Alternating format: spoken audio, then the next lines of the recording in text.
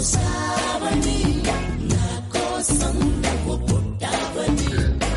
అండి, అందరు ఎట్లున్నారు? బాగున్నారా? నేనైతే చాలా చాలా బాగున్నా. ఇదైతే 6 o'clock అవుతుంది. పాపం మా హస్బెండ్ అయితే 5కే లేచి స్నానం చేసుకొని, ఈరోజు ఏకాదశి కదా, దేవుళ్ళని అయితే అన్నీ క్లీన్ చేసేసిండు. నేను చెత్తబండి సౌండ్కి అయితే 6కి లేచేసరికి అన్నీ క్లీన్ చేసి పెట్టేసిండు ఆల్రెడీ. అంటే దేవుళ్ళ ఫోటోలు అన్నీ క్లీన్ చేసి మంచిగా బొట్లు అయితే పెట్టేసిండు. ఇప్పుడైతే కుందులు కడుగుతుండు నేను లేచే టైంకి. కానీ నేనైతే చాలా పెద్ద రిగ్రెట్గా ఫీల్ అవుతున్నా. ఎందుకంటే ఈరోజు ఆయనకు సండే కానీ అన్నం పెట్టలేకపోయినా. అసలు ఎంత ట్రై చేసినా కాలేదు. మిస్టేక్ అయితే నాది కాదు, తనది. ఎందుకంటే బోటి తెచ్చుకుండు. కడుక్కునేసరికి అయితే ఇంత అయింది. Sunday busy morning routine life ఉంటుంది. ఇప్పుడు నేను వంట చేయాలి, టిఫిన్ చేయాలి, ఆయన వెళ్ళిపోతాడు. ఏకాదశి కాబట్టి ఊడ్చి అయితే చల్లేసిన, పూజ చేసుకొని వెళ్ళిపోతాడు అనేసి పొద్దున్నే 5కే లేచి దేవుళ్ళని అయితే అడిగేసుకుంటూ నేను ఇప్పుడు టిఫిన్ అండ్ చట్నీ, అన్నం, కూర, ఇల్లు ఉడవడం, క్లీన్ చేయడం అవన్నీ చేసుకోవాలి. టైం టు టైం అప్డేట్ ఇస్తాం. ఒక సైడ్ అన్నం పెట్టి ఇంకో సైడ్ అయితే పాలు పెట్టిన కొన్ని చిన్నోనికి తీసి తర్వాత టీ పెట్టేస్తే ఆయన తాగి అన్నం తినేసి వెళ్ళిపోతాడు. ఎవ్రీ సండే నేనైతే అన్నమే తినేసి వెళ్ళిపోతాడు. ఎందుకంటే అక్కడ నాన్ వెజ్ తినడానికి అంత మంచిగా అనిపించదు. వెజ్ కర్రీస్ లాగా నాకు అసలు అక్కడ తినబుద్ధి కాదు. నేను అన్నం ఇంటికానే తినేసి పోతా అని అంటాడు. సర్లే దోశలే ఆఫ్టర్నూన్కి పెడతా అనేసి నేను ఈరోజు వంట చేయడానికి అసలు మస్తు ట్రై చేసిన. ఫస్ట్ టైం రిగ్రెట్గా ఫీల్ అవుతున్నా. ఎందుకంటే నేను ఎప్పుడైనా ఖచ్చితంగా 8కైనా 7:30కైనా నేను అన్నం కూర వండి ఆయన తిన్నాకనే పంపించేసేది.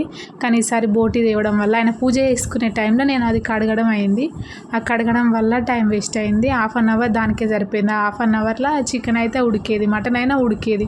కానీ దాన్ని కడగడం పెద్ద ప్రాసెస్ అవ్వడం వల్ల నేనైతే ఈరోజు మస్తు ఫీల్ అవుతున్నా. ఒక్క మంచి టాపిక్ మీద ఈరోజు మాట్లాడాలనుకున్నా. ఇక్కడనైతే నా బంగారు తండ్రి అయితే వండుకుండు, దొర లెక్కనే వండాడు. వెదర్ కూల్గా ఉండడం వల్ల మంచిగా వండుకుంటుండు. చిన్నోడైతే లేపే వరకు లేస్తలేడు. కాకపోతే వాళ్ళ డాడీ పూజ సౌండ్కి లేచిండు. ఇంకా ఇల్లు అయితే ఊడ్చేసిన. ఆయన రోడ్డు మీదకి అయితే పోయిండు. రోడ్డు మీదకి పోయి బోటి తీసుకొని వచ్చిండు. ఇల్లు ఉడిచి బయట ముగ్గు పెడితేనే కదా పూజ చేసేది. ఇల్లు ఉడవడం అయితే అయిపోయింది. బయటికి వేసి వచ్చి ఆనియన్స్ అయితే కట్ చేస్తుండు. ఆలోపు ఆనియన్స్ కట్ చేసి ఇస్తే నేను కర్రీ వండేస్తా అనేసి ఆనియన్స్ అయితే ఇది ఒక్క హెల్ప్ అయితే చేస్తాడు. నాకు ఆశ పెట్టుకొని పనులు అంటే ఆనియన్ కట్ చేసి ఇస్తాడు. ఏదైనా ఫ్రీ టైం ఉన్నప్పుడైతే ఆనియన్ ఖచ్చితంగా కట్ చేస్తాడు. చిన్నోడిని పట్టుకుంటాడు. పూజ అయితే నాకు అస్సలు చెప్పాడు. మొత్తానికైతే ఈరోజు ఒక మంచి టాపిక్ గురించి చెప్తున్నా. నన్ను అయినా మా ఆయననైతే చాలా వరకు అయితే ఈమె పైసా పిచ్చిది, ఈమె గోల్డ్ పిచ్చిది అనుకునే వాళ్ళు చాలా ఉన్నారు. మా చుట్టుపక్కల వాళ్ళే చెప్తున్నా. సపోజ్ అనేవాళ్ళు కూడా ఉన్నది, ఈమె గోల్డ్ పిచ్చిది, ఈమె పైసా పిచ్చిది అని. కానీ చిన్న హెల్ప్ చేసి ఒకానొక టైంలో హెల్ప్ చేసి ఒక 500 ఇచ్చి, ఒక 500 మాత్రమే ఇచ్చి 100 సార్లు నేను నీకు ఆ రోజు 500 ఇవ్వలేదా, నేను నీకు ఆ రోజు 500 ఇవ్వలేదా అని 100 సార్లు అనేటోళ్ళని చూసిన. మనకు పైసకు మించింది అయితే ఏది లేదని అయితే నేనైతే 100% చెప్పి, మా హస్బెండ్ నాకైతే బాగా చెప్పిండు.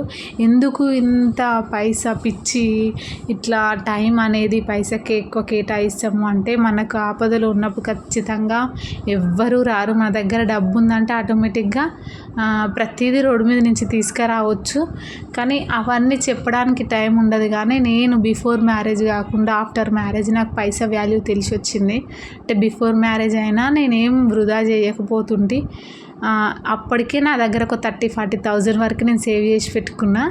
అట్లాంటి దాన్ని కాకపోతే ఇంటికి వచ్చినాక ఇంకా బాగా తెలిసి వచ్చింది. బరువు బాధ్యతలన్నీ మొత్తం మా పైనే అయినాయి.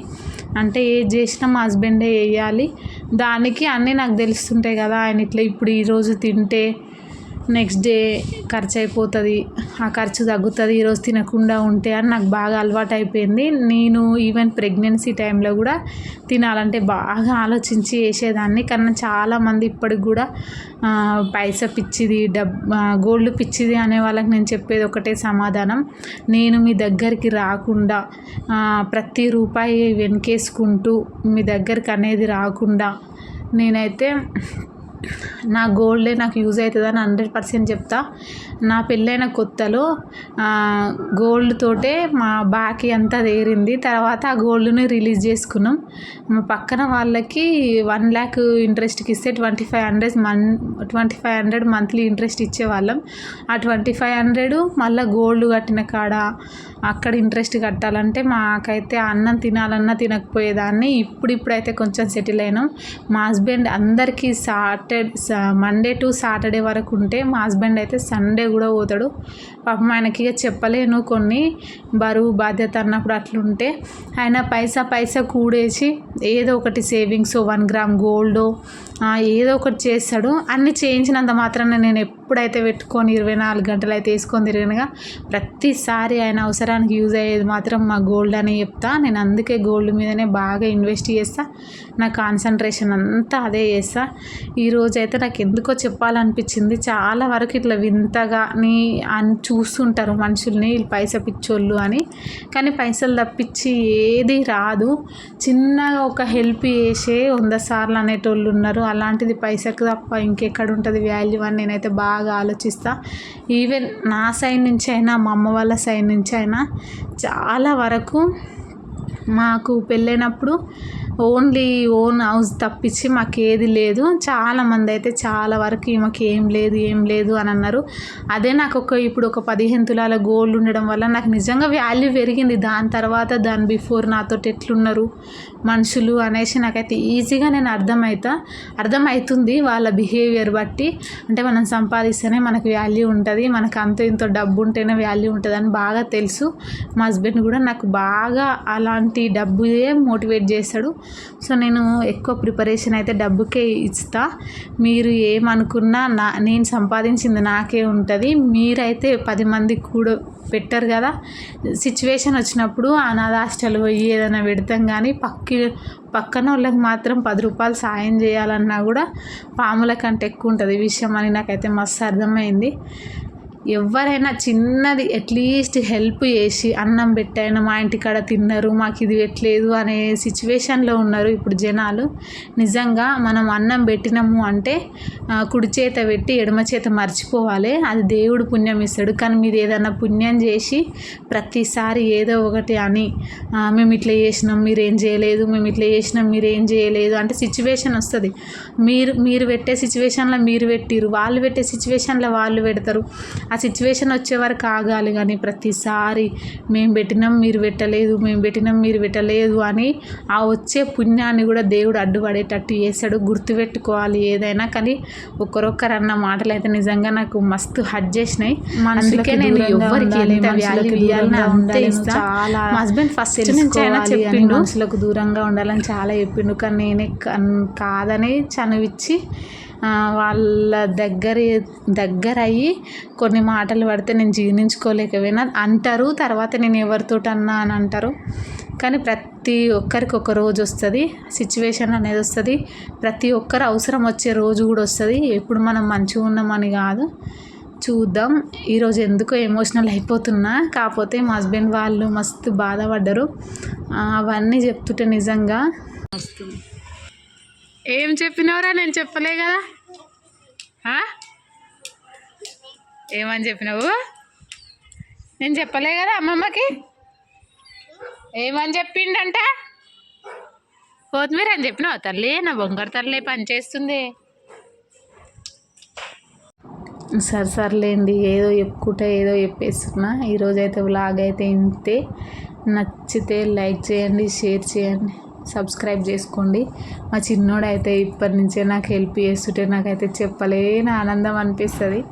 ఎందుకు అంటే అసలు వాడు నేను కొన్ని చెప్పకపోయినా నేను కొత్తిమీర పోరా అనగానే ఇమీడియట్గా పోయి తెచ్చేస్తూనే ఉంటాడు. అసలు నేను ఎప్పుడైనా ఆమెను పిలిచి చెప్తా, మాకు షాప్ నియర్ బై కాబట్టి. ఈరోజు అయితే నేను అట్లా చెప్పలేదు.